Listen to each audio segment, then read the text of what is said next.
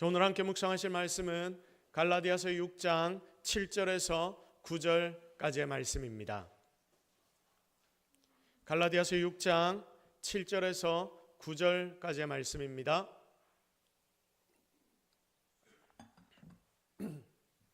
자, 우리 다 같이 한 목소리로 하나님이 우리에게 주시는 말씀을 합독합니다. 스스로 속이지 말라. 하나님은 업신여김을 받지 아니하시나니 사람이 무엇으로 심든지 그대로 거두리라. 자기의 육체를 위하여 심는 자는 육체로부터 썩어질 것을 거두고 성령을 위하여 심는 자는 성령으로부터 영생을 거두리라. 우리가 선을 행하되 낙심하지 말지니 포기하지 아니하면 때가 이름에 거두리라. 아멘. 할렐루야. 할렐루야. 자, 우리 옆에 있는 분들 가만히 인사하겠습니다. 하나님 당신을 너무나 사랑하십니다. 시작. 자, 하나님이 여러분을 사랑하신다는 것을 잊지 말고 오늘 이 예배의 자리에서 하나님의 은혜를 누리기를 주님의 이름으로 축복합니다. 자, 열매로 은혜 받았으면 열매로 신앙을 증명하라 라는 제목으로 하나님의 말씀을 나누도록 하겠습니다. 여러분, 지난주 일부 예배 설교 하나님의 음성을 기억하십니까? 우리는 은혜에 대해서 말씀을 묵상했습니다. 세상을 내가 지금 내 힘으로 살고 있다라고 생각되지만 실은 모든 것이 하나님이 주시는 은혜이다. 먼저는 영원히 죽어야 하는 죄 가운데서 벗어날 수 없었는데 하나님이 아들 예수님을 이 땅에 보내어 주셔서 나를 살려주셨고 나를 구원해 주셨고, 더 나아가서 우리가 가지로 원줄기에 붙어 있기만 하면 원줄기로부터 흘러들어오는 영양분으로 열매를 맺게 되는데, 이것은 결국 내가 한 게 아니라 다 하나님의 은혜이다. 그래서 그 은혜를 더 기대하며 살아가자라고 말씀을 나눴습니다. 자, 결국 성도의 힘은 하나님의 은혜이다. 우리는 지난주 바로 이 말씀을 나누었습니다. 자, 그런데 여러분, 지금 우리가 생각해보고 묵상해 봐야 하는 것이 이것인데, 그러면 우리가 이런 은혜를 받았는데 이 은혜를 받은 나는 지금 이 땅을 어떻게 살아야 하는가? 여러분은 성도로서 이 땅을 어떻게 살아야 하는가? 내 삶의 태도는 과연 어떠해야 하는가? 이게 굉장히 중요해집니다. 자, 그래서 오늘은 이 부분에 대해서 함께 말씀을 묵상하고 하나님의 뜻이 어디에 있는지를 발견해 보려고 합니다. 제가 부교육자 사역을 할 때에 담임 목사님으로부터 시작해서 가장 많이 들었던 이야기가 이것입니다. 은사 목사님이 항상 이 이야기를 하셨습니다. 심은 대로 거둔다. 심은 대로 거둔다. 담임 목사님께서 핵심적으로 부교육자들에게 하신 말씀이 바로 이것입니다. 하나님 굉장히 정확하시다. 하나님은 분명히 네가 심은 그대로 거두게 하신다. 그래서 항상 매 순간 심을 것을 잘 심어야 한다. 그거 너희들도 깨닫고 성도들에게도 항상 가르쳐 줘야 한다. 굉장히 강조를 하셨습니다. 자, 먼저 하나님 은혜가 우리 속에 있기 때문에 우리는 그 은혜를 통해 심어야 하는 것들이 있거든요. 그래서 이런 것들을 제대로 심으라는 삶에 대한 중요한 가르침을 배웠던 것입니다. 여러분, 예수님은 하나님의 본체 그 자체이십니다. 그런데 예수님은 인간의 몸을 입고 우리를 살리기 위해 이 땅 가운데 오셨습니다. 자, 이걸 조금 어려운 용어로 뭐라고 하냐면 인카네이션이라고 말합니다. 우리와 같이 되어서 육신의 몸을 입고 하나님이심에도 불구하고 인간 가운데로 들어오셔서 우리 속에서 내재해 주신 예수님의 은혜. 자, 우리가 지난주에 살펴본 것처럼 상상도 못할 은혜를 우리가 받았으니까 이런 은혜를 받은 사람은 분명히 달라지게 되어 있습니다. 우리도 이런 은혜를 본받아 세상을 살아가야 하는 것이죠. 이전에 나의 가치와 나의 생각으로 살았던 삶과 예수님을 만나 예수님의 은혜를 체험한 사람의 삶은 완전히 달라집니다. 그래서 바로 여기에서 심는 게 등장합니다. 예수님이 우리를 위하여 이것저것 많이 심어주셨듯이 바로 우리도 그 예수님을 본받아 심어야 한다, 그 말입니다. 자, 그런데 여기에서 문제가 있습니다. 여러분, 예수님과 우리 사이에는 상상도 못할 수준 차이가 있습니다. 여러분, 예수님은 하늘에서 오셨습니다. 하늘의 영광을 아십니다. 하나님을 아버지라 부르시고, 아니, 그분 자체가 삼위의 하나님 중에 한 분이십니다. 그러므로 그분을 표현할 때 우리는 이렇게 표현합니다. 전지하시고 전능하신 분이 바로 그분이시다. 자, 그런 분이니까 이 땅을 살아가는 우리 인생들이 그분의 지혜와 알을 어디 비교할 수 있겠습니까? 예수 그리스도와 우리의 사이에는 정말로 큰 간격들이 있을 수밖에 없습니다. 그래서 우리 주님이 우리에게 좋은 것들을 가르쳐 주려 하시는데도 불구하고 우리는 제대로 된 것들을 잘 배우지를 못하는 거예요. 제가 군대에 있을 때였습니다. 군대에 있을 때 제가 1년 정도 군 생활을 할 때쯤에 후임으로 한 사람이 들어왔는데 30이 넘은 사람이었습니다. 그 당시에는 바로 고등학교를 졸업하고 대학교 1학년 다니다가 아니면 대학교 1학년을 대학교 1학년을 마치면 바로 군대를 가는 그런 분위기가 거의 대부분이었습니다. 그래서 20살이 되기 전 그쯤에 다들 군대를 갔습니다. 자, 그런데 그 군대에 30이 넘은 이제 그 당시에 이 젊은 군인들의 눈에 봤을 때는 너무 나이가 많은 아저씨가 들어온 겁니다. 제보다 1년 정도 늦게 들어왔는데 이분이 박사님이셨습니다. 서울대를 나왔습니다. 서울대를 나와서 이제 대학원을 다니면서 공부를 계속하면서 무슨 박사 과정을 밟아 왔는데 이 박사 과정을 끝내고 나면 이 다른 업체로 해가지고 이 군대로 들어오는 것이 아니라 다른 업체 쪽으로 해서 나가는 길이 있었는데 뭐가 잘 안 돼서 그냥 그 나이에 어쩔 수 없이 입대를 한 분이 바로 그분이었습니다. 30이 넘은 나이에 이등병으로 들어왔는데 공부를 잘해서 그런지 굉장히 똑똑했고, 그런데 이 대화를 해보면 우리와 다른 차원에 사는 사람이었습니다. 자, 가만히 보니까 완전 자기만의 세계에서 살고 있었습니다. 어쨌든 이분이 저보다 1년 정도 차이 나게 들어왔는데 이제 제가 제대할 때쯤이 되다 보니까 그 당시에는 2년 2개월이었지 않습니까? 그래서 제가 제대할 때쯤 되다 보니까 그분 밑에 있는 후임들이 너무나 힘들어합니다. 자, 왜 이렇게 힘들어하는가 알고 보니까 이 후임들을 불러서 이야기를 쭉 들어보는데 하는 이야기가 바로 이것입니다. 이 고참은 딴 세상에 사는 사람과 같다, 그것입니다. 뭔가를 자기들에게 가르쳐주고 군대에서 돌아가는 여러 가지 일들을 설명을 해주는데 쉬운 설명인데도 불구하고 이분이 설명만 해주면 굉장히 어렵게 만들어버리는, 어려운 이상한 듣도 보도 못한 내용들을 다 가져와서 다 설명을 섞어버리니까 오히려 설명을 듣다가 정말 힘들더라. 진짜 이 후임이 뭐라고 표현을 했냐면, 죄송합니다만 딱 이 표현 그대로 했습니다. 제가 돌아버리겠습니다. 이런 표현을 사용을 하더라고요. 그래서 이제 30이 넘은 그 후임을 불러서 왜 그렇게 어렵게 설명을 했는가라고 질문을 했습니다. 이 사람은 뭐라고 대답했는지 아십니까? 자기는 지금 그 상황을 이해조차 못하는 거예요. 내 딴에는 최대한 쉽게 설명을 했다고 했는데 왜 그렇게 이해를 못하는지 나는 전혀 이해할 수 없습니다라고 화를 내는 모습을 제가 보았습니다. 그 이야기를 들으면서 저는 답이 없다라는 생각을 했습니다. 여러분, 이것은 수준 차이이죠. 수준의 차이가 나니까 서로 다른 세상에서 사는 것과 같은 삶을 살아갑니다. 그래서 심지어는 같은 사람인데도 불구하고 서로 소통이 안 되더라고요. 보십시오.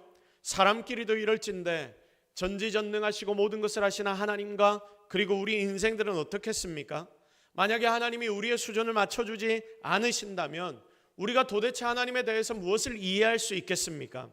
아무것도 모르고 못 알아듣고 마치 다른 차원에 사는 자처럼 그렇게 살게 되는 것 아닙니까?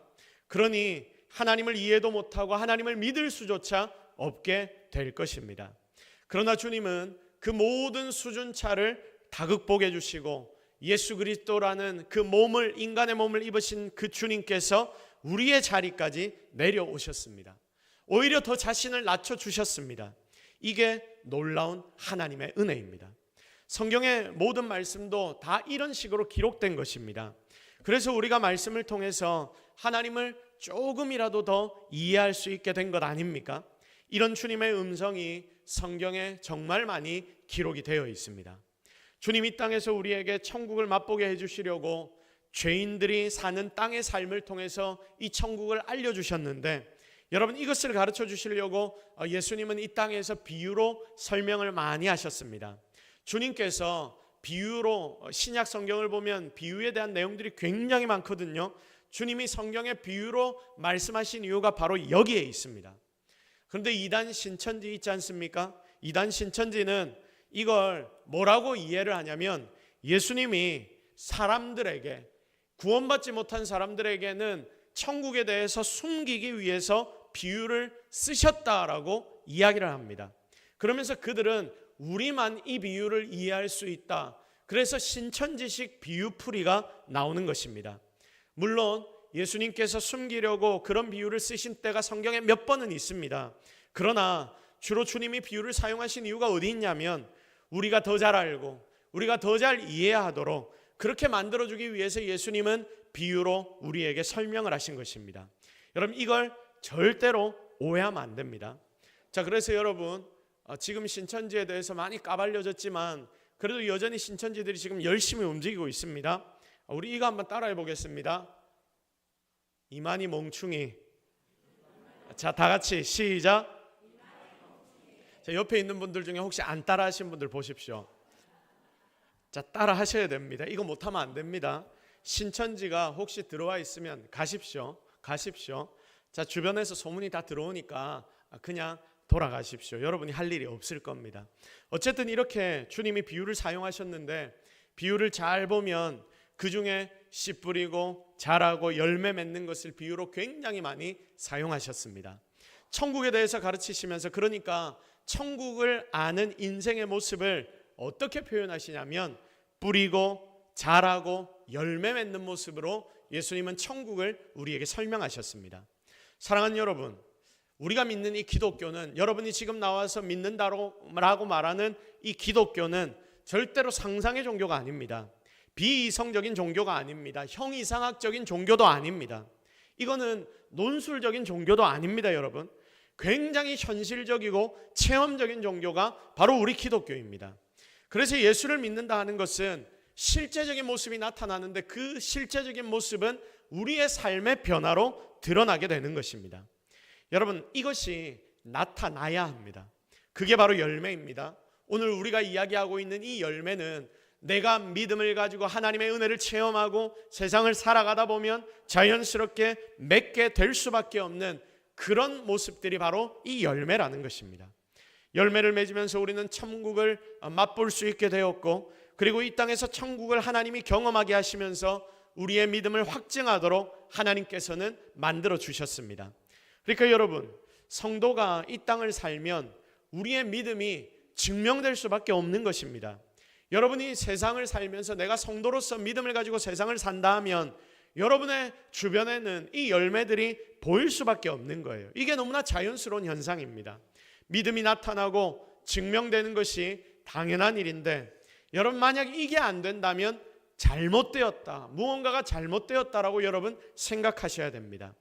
이 열매들을 여러분의 주변 사람들이 먼저 알아보게 되고, 그리고 또 알아보는 것이 당연한 일이라는 것을 여러분 꼭 기억하십시오. 자, 그런데 세상의 많은 인생들을 한번 쭉 둘러보십시오. 모두가 실은 다 가면을 어느 정도 쓰고 삽니다. 감옥에 갈 정도의 죄는 짓지 않습니다. 그런데 세상을 살면서 내 양심과 다르게 사는 인생들이 여러분 얼마나 많은지 모릅니다. 아니, 조금의 거짓은 조미료냐 양념처럼 생각하며 다들 인생을 삽니다. 적당히 숨기고 적당히 거짓을 말하면서 살아야지, 그렇게 살아야지 잘 사는 거라고 심지어 말합니다.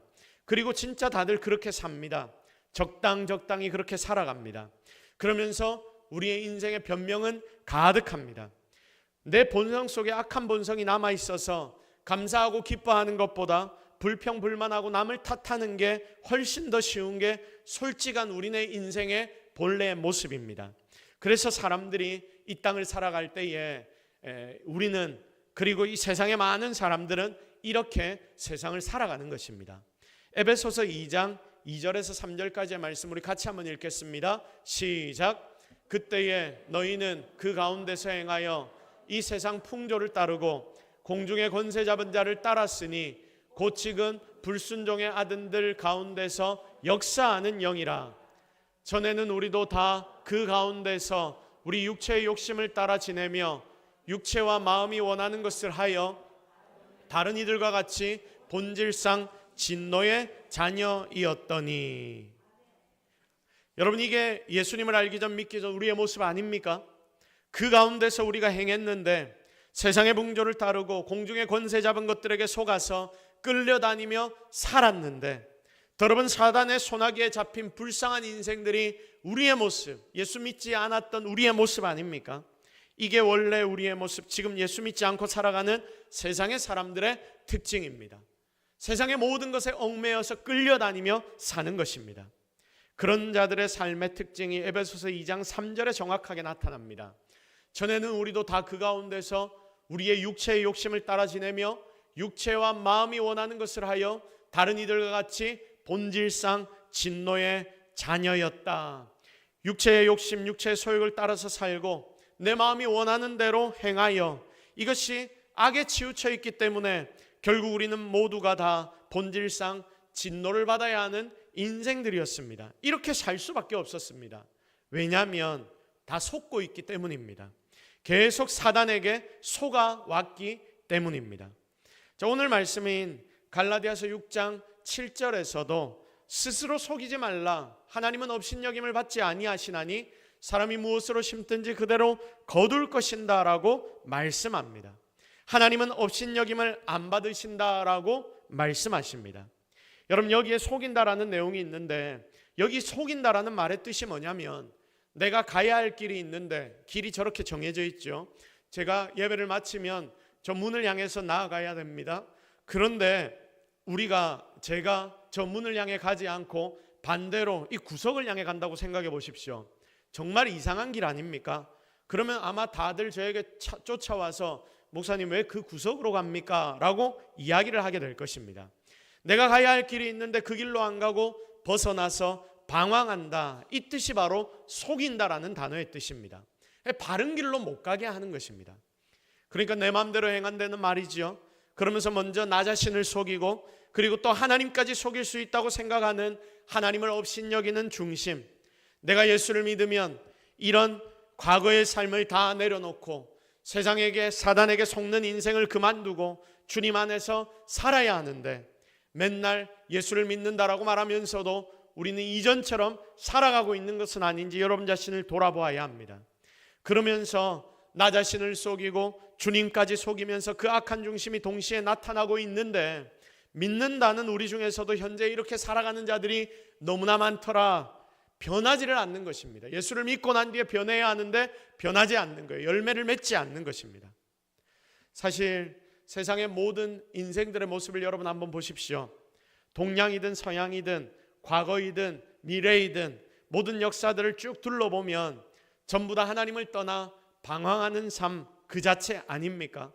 성경에 나타났던 하나님의 백성이라고 불렸던 이스라엘 모습도 하나님을 계속해서 떠나려고 했던 그런 것을 볼 때에 사람의 본성이 여전히 거기에 속해 있고 여전히 사단에게 우리가 속아 넘어가고 있다는 것을 우리는 너무나 잘 알게 되는 겁니다. 거기다가 이렇게 살아가는 인생들을 하나님은 징계하신다라고 이야기를 하니까, 여러분, 징계를 받는다는 거 싫은 일 아닙니까? 그러니까 징계하시나 하나님조차도 없으면 좋겠다, 그래서 하나님 없다라고 일부러 무시하는 자들이 세상 가운데 생겨나게 되었습니다. 요한복음 3장 19절에서 20절 우리 같이 읽겠습니다. 시작. 이것이니 곧 빛이 세상에 왔으되 사람들이 자기 행위가 악함으로 빛보다 어둠을 더 사랑할 것이니라. 악을 행하는 자마다 빛을 미워하며 빛으로 오지 아니하나니 이는 그 행위가 드러날까 함이요. 아멘. 자, 그런데 우리가 이걸 영적으로 잘 이해해야 합니다.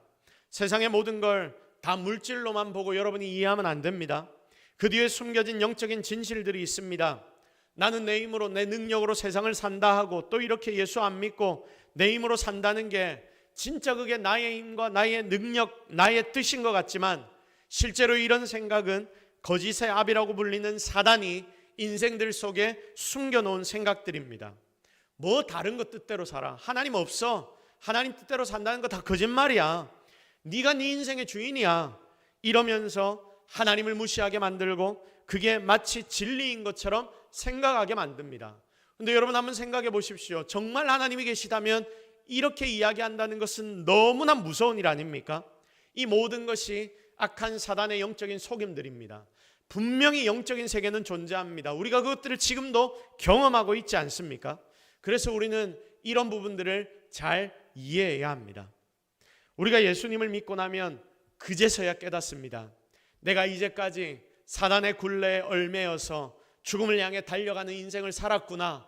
내가 내 마음대로 내 뜻대로 돈을 찾고 여러 가지 쾌락들, 나의 기쁨을 찾고 세상을 살아갔다고 생각했는데 실은 그것이 사단에게 속아서 그것이 진리라고 믿으며 내가 세상을 살아왔구나. 여러분, 내가 예수님을 믿는 그 순간 우리가 이것들을 깨닫지 않습니까? 이전에는 몰랐는데 주님을 만나고 도를 깨치고 나니까, 진짜를 깨달으니까 과거에 살아왔던 우리의 인생들의 본질이 어디에 있었는지도 드디어 깨닫게 되었습니다. 그래서 사랑하는 성도 여러분, 이 자리에 앉아 오늘 예배하기 위해 모인 모든 사랑하는 여러분, 이제 우리가 예수님을 믿지 않습니까? 주님을 믿으면 여러분들의 속에서부터 큰 변화, 큰 변혁이 일어나는 줄로 믿으시기를 바랍니다. 내가 알았던 것부터 근본적으로 다 달라집니다. 완벽하게 내가 새로워집니다. 새 사람을 여러분이 잊게 됩니다. 거듭났다, 다시 태어났다, 진짜 내가 다시 태어난 것입니다. 여러분, 진짜 다시 태어난 삶을 지금 여러분이 누려야 하는데, 여러분 그걸 누리고 있느냐라는 질문을 오늘 여러분들에게 해보시기를 바랍니다. 믿는다라고 말하는 내 삶의 본질이 바로 여기에 있어야 합니다. 오늘 바로 그런 새로운 삶이 믿는다라고 말하는 여러분의 가운데, 여러분의 중심에 다시 한번 회복되기를 주님의 이름으로 축복합니다. 자, 그래서 이제 이런 삶을 경험하면 우리의 인생은 달라집니다. 변합니다. 본문 오늘 우리가 읽었던 6장 7절과 8절 말씀을 다시 한번 깊이 묵상하면서 합독하겠습니다. 시작. 스스로 속이지 말라. 하나님은 업신여김을 받지 아니하시나니 사람이 무엇으로 심든지 그대로 거두리라. 자기의 육체를 위하여 심는 자는 육체로부터 썩어질 것을 거두고 성령을 위하여 심는 자는 성령으로부터 영생을 거두리라. 아멘. 성령으로부터 무엇을 거둔다? 영생을 거둔다. 자, 그래서 오늘 우리는 우리 자신을 한번 점검해 봐야 합니다. 성령께서 여러분들 속에서 지금 영생을 거두도록 만들고 있는지, 그런 영생의 열매들이 여러분의 삶에 나타나고 있는지 이걸 점검해 봐야 합니다. 자, 그래서 오늘 우리가 점검해 봐야 할 세 가지를 우리가 함께 나누려고 하는데, 먼저 점검해야 할 것이 뭐냐면 믿는 내 삶의 생활과 문화가 말씀의 삶으로 나타나고 있는지, 그러니까 내 삶이 말씀의 삶으로 나타나는가를 여러분 한번 점검해 보시기를 바랍니다. 우리 다 같이 한번 고백해 보겠습니다. 내 삶이 말씀의 삶으로 나타나는가. 시작. 자, 신앙이란 게, 믿음이란 게 열매로 나타난다고 했습니다. 나의 입이 아닙니다. 그래서 이건 굉장히 실제적인 일입니다. 그러니까 매일매일을 살아가는 여러분의 삶의 모습에서, 그러니까 직장의 생활에서, 그리고 가정생활에서 신앙의 모습이 계속 나타나야 한다, 그 말입니다. 과거에 살아왔던 모습이 계속되면 예수님을 믿는다 하면서도 이전의 행동들이 계속 그대로 내 삶에 살아있을 수 있거든요. 근데 이러면 굉장히 큰 문제가 일어납니다. 제대로 주님 믿는 모습이 아니라는 것이죠. 그래서 여러분의 삶에서 성경적인 삶이 나타나야 합니다. 실제로 나타나야 합니다. 주변의 사람들이 내가 예수를 믿는다, 이걸 다 알아야 합니다. 내가 예수 믿는다라고 말을 안 해도 여러분의 주변의 사람들이 그걸 알 수 있어야 합니다. 왜냐하면 내 삶의 방향과 그리고 모든 모습이 그렇게 변화되었기 때문입니다. 이건 안 바뀔 수가 없거든요. 이게 내 삶의 모든 것이 되고 그리고 문화가 되어야 합니다. 그러니까 삶 전체가 완전히 달라져 버려야 하는 것입니다. 그런 전인격적인 변화를 주님은 오늘 여러분에게 요구하시면서 이것을 여러분의 삶의 열매 맺으라고 하나님이 말씀하십니다. 그렇게 변화된 삶 하나하나를 주님은 열매로 받으실 것이고, 이것을 그러므로 우리는 꼭 기억해서 정말 예수 믿는 자처럼 여러분의 삶의 모든 반경들을 잘 만들어 가시기를 주님의 이름으로 축복합니다. 자, 그래서 우리가 다음으로 내가 심는 것들이 무엇인지를 잘 돌아보십시오. 우리 다 같이 고백합시다. 나는 무엇을 내 삶에 심고 있는가. 시작. 자, 여러분은 지금 무엇을 여러분의 삶에 심고 있습니까? 열매를 거두려면 오늘 본문을 보니까 심어야 한다고 했습니다. 본문의 8절 말씀을 보십시오. 자기의 육체를 위해서 심는 자는 육체로부터 썩어질 것을 거둔다라고 했고, 성령을 위하여 심는 자는 성령으로부터 영생을 거둔다라고 했습니다. 삶을 살면서 우리는 매 순간 선택해야 합니다. 내 육체를 위해 심을 것인가, 아니면 성령을 위해 심을 것인가. 이 말을 바꾸면 나 자신을 위해 살 것인가, 아니면 주님을 위해 살 것인가. 나 자신을 위해 살 것인가, 주님을 위해 살 것인가. 여러분, 이것이 중요한 성도의 삶의 포인트입니다. 내 삶에 어떤 일이 딱 벌어져서 선택의 순간이 와도요, 그때마다 우리의 선택은 어디로 가야 하느냐? 여러분, 어디를 향해 가야 합니까? 적어도 내가 성도라면 주를 향한, 주를 위한 선택의 자리에 서야 하는 것 아닙니까? 내 이익, 내 유익, 그것도 좋습니다. 그런데 하나님 우리에게 뭐라고 말씀하셨냐면, 하나님의 영광을 구할 때 내가 너희의 모든 것을 채워주겠다라고 말씀하셨습니다. 그러므로 우리는 항상 먼저 주님을 위해 선택하는 성도들이 되어야 합니다. 그렇게 살다 보면 성령으로부터 영생을 거둔다라고 오늘 이 본문에서 정확하게 가르쳐 주고 있습니다. 결국 이렇게 살아가면 하나님이 주시는 열매가 여러분의 삶의 전체의 반경에 풍성하게 맺히게 될 것입니다. 그러므로 여러분의 삶에 이런 성령의 열매, 주를 위해 살아감으로 성령의 열매를 많이 맺을 수 있는 우리 모든 성도들이 되기를 주님의 이름으로 축복합니다. 자, 그런데 이제 세 번째 마지막, 이 심는 것들을 여러분 그냥 조금만 심지 말고 많이 심기를 바랍니다. 자, 심는 것들을 나는 많이 심고 있는가? 세 번째 질문입니다. 다 같이 한번 자신에게 질문해 봅시다. 시작. 심는 것들을 나는 어떻게 많이 심고 있는가? 여러분 자신에게 질문해 보십시오. 주님을 위해 심는데, 우리가 영적인 것을 심는다라고 했는데 한두 개만 심지 말고 많이 심으십시오. 고린도 후서 9장 6절 말씀 우리 같이 읽겠습니다. 시작. 이것이 곧 적게 심는 자는 적게 거두고 많이 심는 자는 많이 거둔다 하는 말이로다. 아멘. 적게 심는 자는 어떻게 됩니까? 적게 거둡니다. 많이 심는 자는 많이 거둔다라고 말씀합니다. 자, 우리 믿음 생활하면서 솔직히 최소한의 것들만을 지금 심고 있지 않습니까? 나머지 것들은 내 것으로 남겨놓고 이것만 내가 주께 심습니다. 드립니다. 자녀 문제에 있어서도, 직장 문제에 있어서도 모든 것이 다 성령을 위해 다 심겨져야 하는데, 여러분 주일날 하루 일부 예배 교회 딱 나왔으니까 나머지 시간들은 일주일은 다 내 마음대로 살아야지, 일부 예배 한 번 왔으니 됐지, 그러면서 일주일은 다 내 마음대로 살고 있는 것이 나의 모습 아닙니까? 주일날 헌금했으니 나머지 돈은 다 내 돈이지, 나를 위해 써야지, 내가 주간에 한 번 와서 헌신을 한 번 했으니까 이제 그러면 모든 거 다 한 거지. 여러분 이렇게 혹시 생각하며 살고 있지 않습니까? 삶의 전부를 열매로 만들어내야 한다고 했는데 그걸 우리는 거부합니다. 여러분 이러면 안 됩니다. 왜냐하면 결국 적게 심으면 하나님 앞에서 적게 거두게 될 것이고, 많이 심으면 많이 거두게 될 것이기 때문입니다. 그러니까 이런 결과가 나옵니다. 심는 건 적게 심어놓고 왜 내 삶에는 하나님 은혜가 이렇게 없습니까? 여러분 이런 불평들을 하나님 앞에 우리 많이 하지 않습니까? 이런 불평이 나오는 이유가 바로 이것입니다. 실제로 심는 것은 많이 심지 않고 그러면서 이런 불평만 우리 속에 가득한 것이죠. 왜 열매가 나에게는 많이 나지 않는 것입니까? 이렇게 이야기하면서 열받아하고 답답해하는 것이 나의 모습 아닙니까?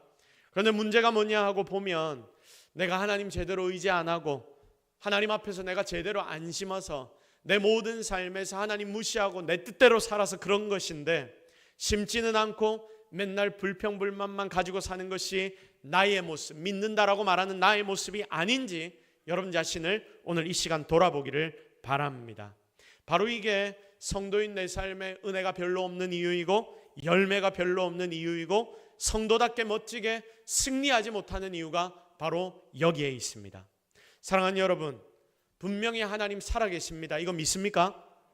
다시 한번 질문합니다. 하나님 살아계십니다. 여러분 이거 믿습니까? 그러면 많이 심으십시오. 하나님 살아계시다는 것을 안다면 많이 심으십시오. 하나님 따르는 만큼 하나님은 은혜를 허락하실 것입니다. 주일 하루 예배 때만 하나님 신경 쓰고 일주일 나머지 삶 내 뜻대로 하나님 생각도 안 하고 사는 것이 아니라 일주일 내내 하나님 묵상하면서 살아가십시오. 더 많이 심어 많이 거두는 인생들이 되십시오. 그 열매를 가지고 세상 가운데서도 좀 자랑하시고 그것을 증거하여서 예수 그리스도의 이름을 널리 알리는 성도들이 되기를 주님의 이름으로 축복합니다. 이제 오늘의 말씀을 정리하도록 하겠습니다.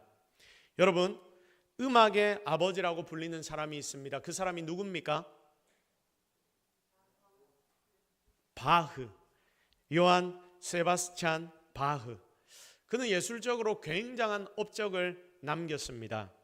칸타타, 모테토, 오라토리오, 협주곡, 기악, 모든 곳에서 획을 그었던 사람이 바로 바흐입니다.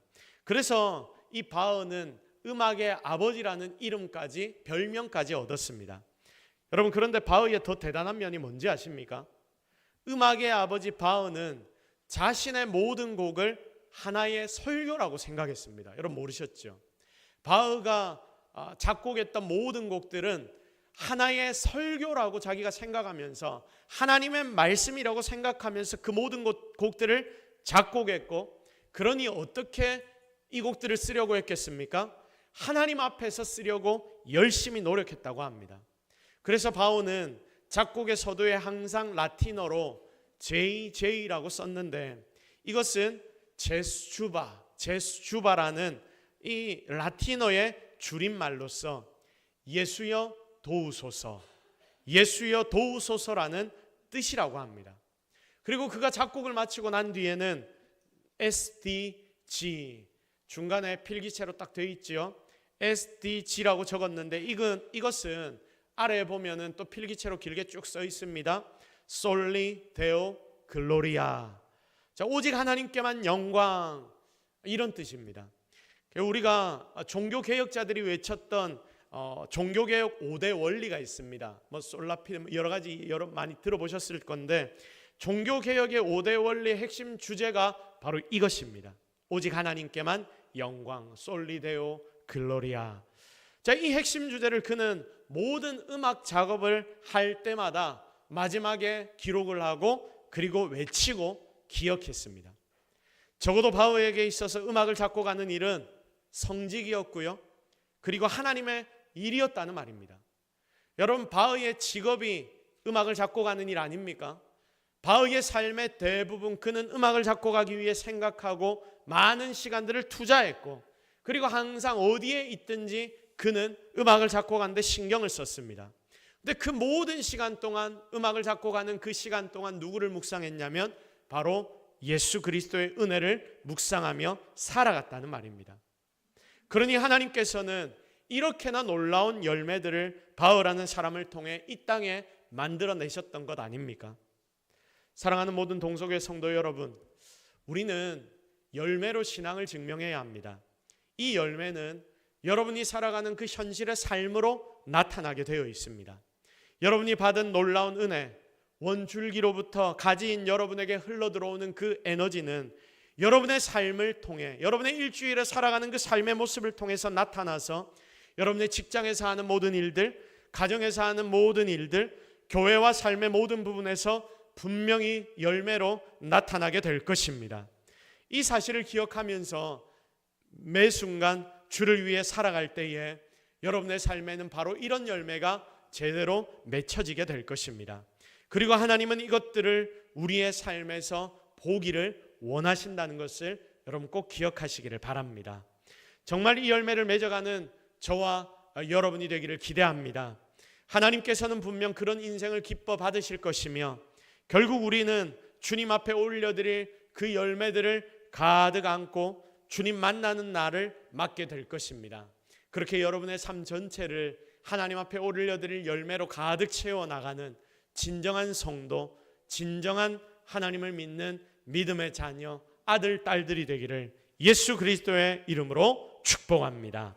우리 시간 말씀 붙잡고 한번 기도하겠습니다. 자, 오늘의 말씀에서 하나님 우리에게 말씀하십니다. 너희들의 중심 가운데 내가 있기를 바란다. 내가 주는 그 은혜를 통하여 너희들의 삶에서 열매 맺기를 바란다. 여러분, 오늘 말씀을 통해 깨달은 것들이 있다면 하나님 앞에 기도하십시오. 결단하십시오. 분명히 하나님 여러분의 기도를 들으시고 일하실 것입니다. 우리 하나님 앞에 기도로 결단하며 나아가도록 하겠습니다. 같이 기도하십시다. 하나님, 오늘 우리가 하나님 앞에 나왔습니다. 하나님, 오늘 우리가 말씀을 묵상했습니다. 우리의 삶에 하나님의 열매가 나타나야 합니다. 그 열매가 우리의 삶에 드러나야 합니다.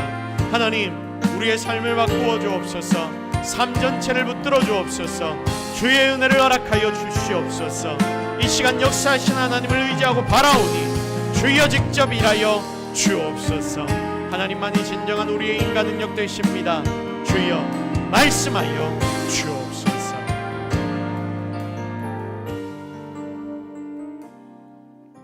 하나님, 오늘 우리가 하나님 앞에 나와서 하나님의 은혜를 기대합니다. 주님께서 오늘 우리와 함께 하시고 우리의 삶에 은혜를 허락하여 주옵소서. 주님이 놀라운 은혜와 축복을 허락해 주실 줄로 믿사옵고 예수 그리스도의 이름으로 기도드립니다. 아멘.